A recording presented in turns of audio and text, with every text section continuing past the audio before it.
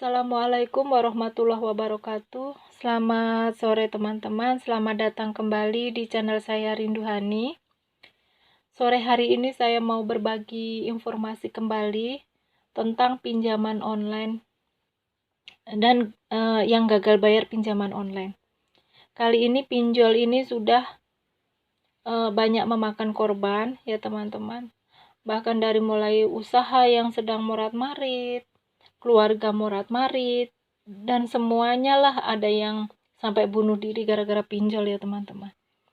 Dan hari ini saya mau mengangkat tema tentang pinjol yang sudah menjadikan teman kita menjadi janda.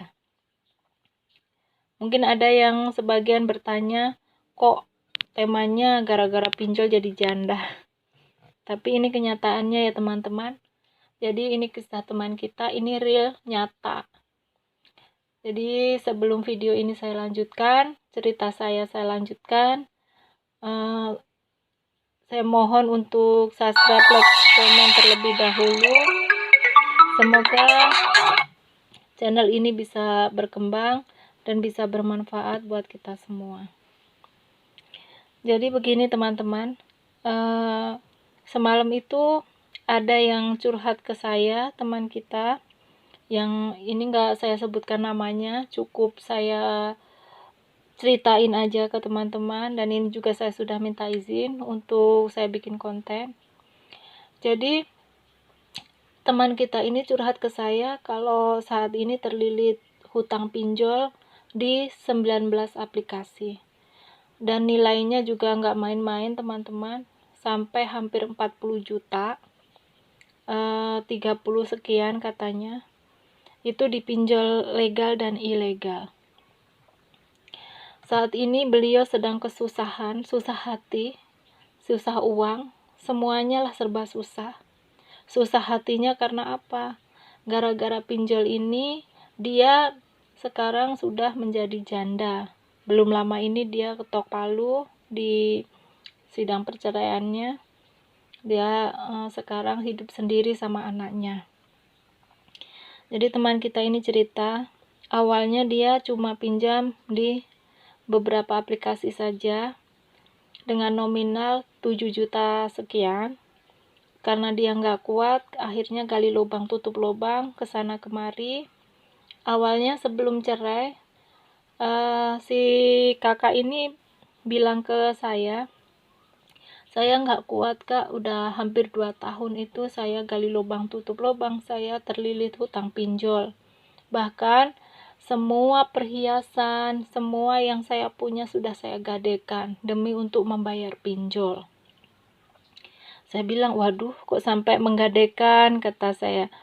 Iya kak, karena saya takut tiap hari itu diteror, mau disamperin sama DC pinjolnya.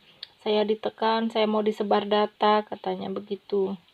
Nah, dari hasil cerita ini saya tanya, kok kenapa kakak nggak jujur? Tunggu dulu kak, karena saya ini mau cerita, katanya. Saya bilang, kenapa nggak jujur sama keluarga, sama suami ya, biar ringan bebannya. Ternyata dia ini mau bercerita ke saya ini, dengan kejujuran dia malah bikin dia sekarang jadi janda teman-teman. Jadi teman kita ini sudah nggak kuat, akhirnya dengan desakan pinjol yang tiap hari, tiap malam WA, telepon gitu ya, dia mau sebar data, dia akhirnya cerita semua, jujur semua ke suaminya, ke keluarganya. Tapi apa yang didapat sama si kakak ini?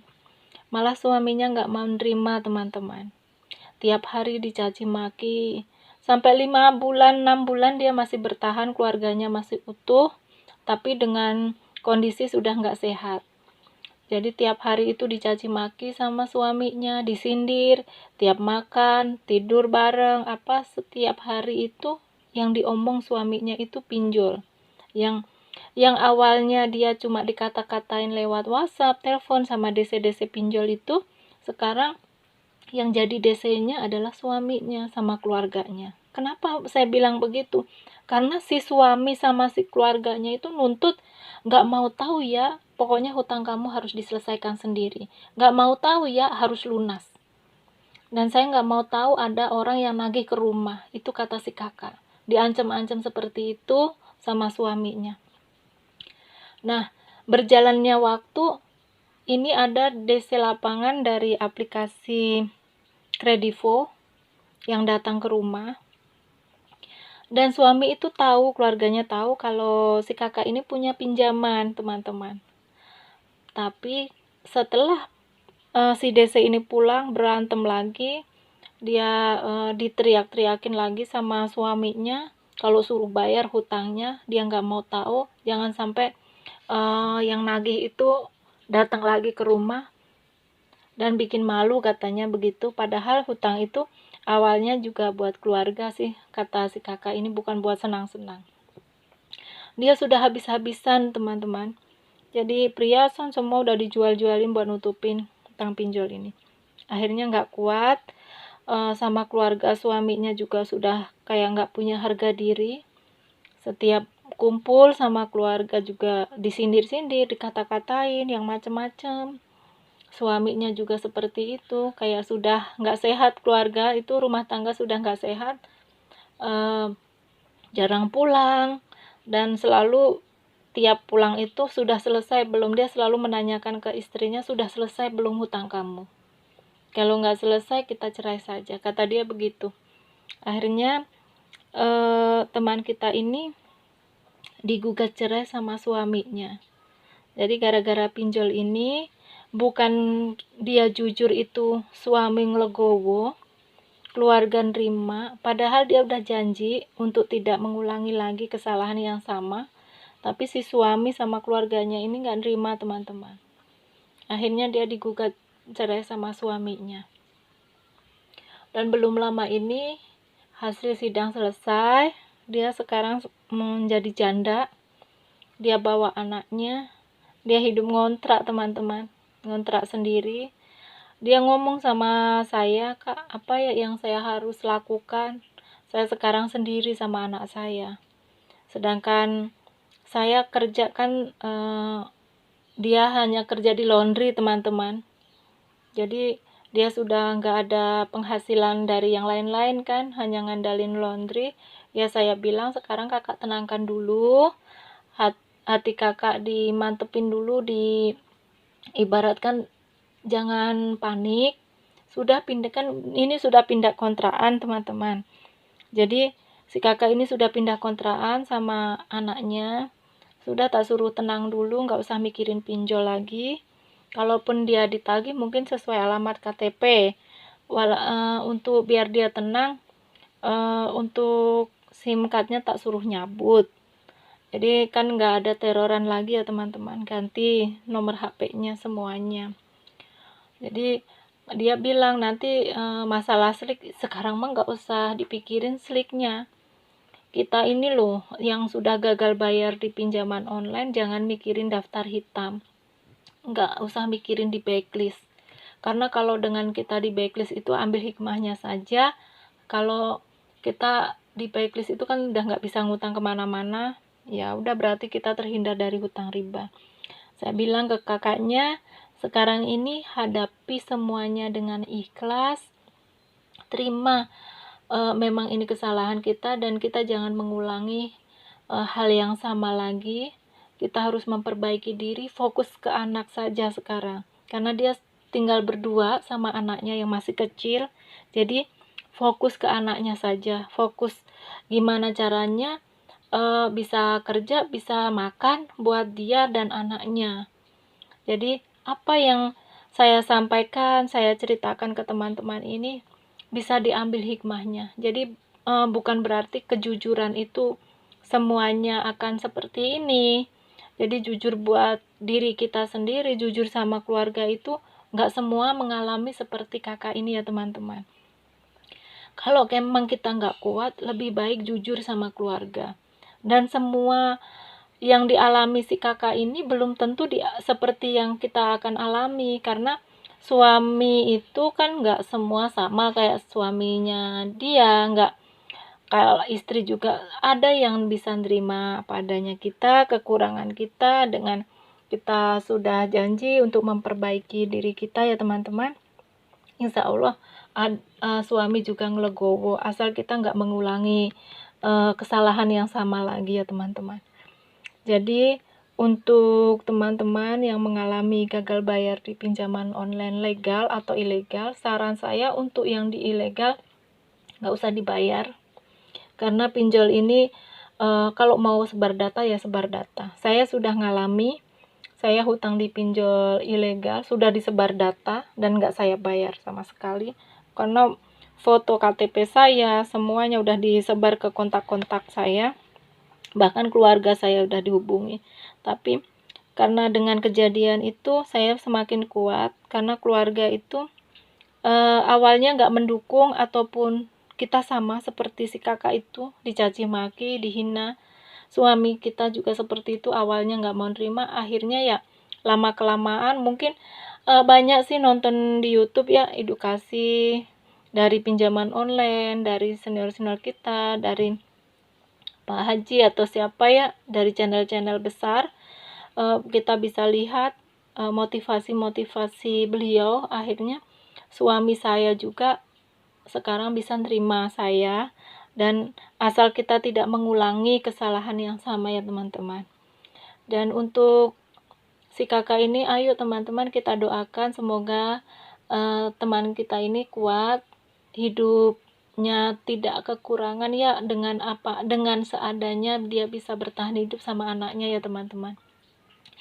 Hanya itu saja video dari saya, semoga teman-teman ada yang bisa ambil hikmah dari cerita saya. Cerita ini mungkin ini keluh kesah teman kita ya, tapi kan kita perlu garis bawahi bahwa dengan cerita saya seperti ini, kita ini yang sebagai perempuan harus kuat ya teman-teman. Apapun yang terjadi, seandainya kita sudah nggak kuat menahan, nggak kuat menyembunyikan sesuatu, kita lebih baik jujur saja. Mungkin dengan kejujuran, satu langkah kita sudah plong hatinya.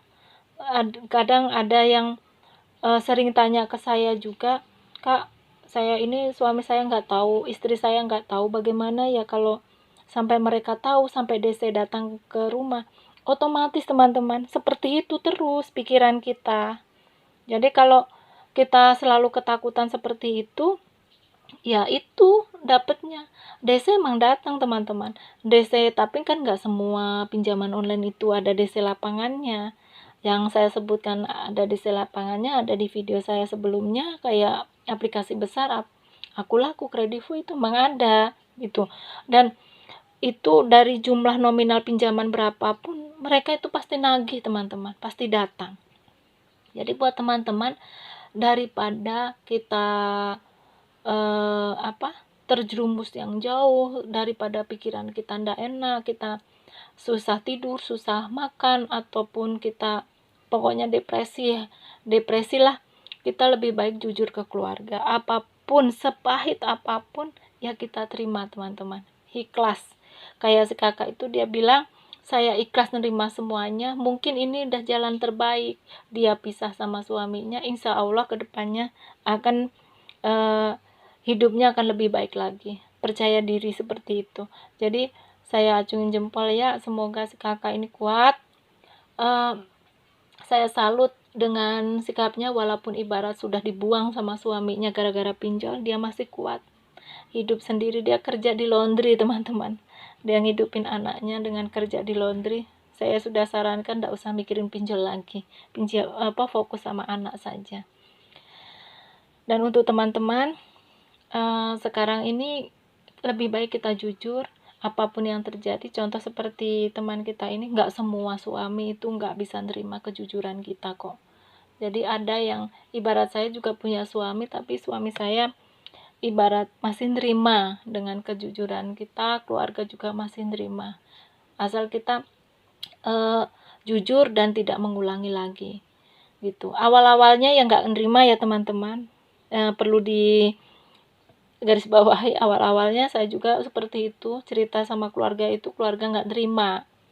Jadi sebulan, 2 bulan, 3 bulan, sampai jalan 5 bulan nggak nerima.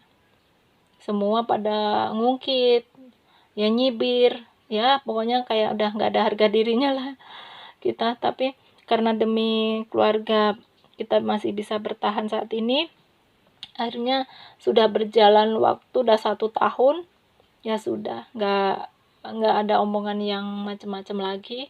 Kita sekarang fokus kerja. Kalaupun ada yang datang udah nggak takut lagi teman-teman. Kalau ada DC yang datang ke rumah, kita udah nggak takut. Memang kita punya tanggungan, keluarga juga sekarang tahu. Itu ya teman-teman. Hanya ini video dari saya, semoga bermanfaat buat teman-teman semuanya. Saya akhiri, wassalamualaikum warahmatullahi wabarakatuh.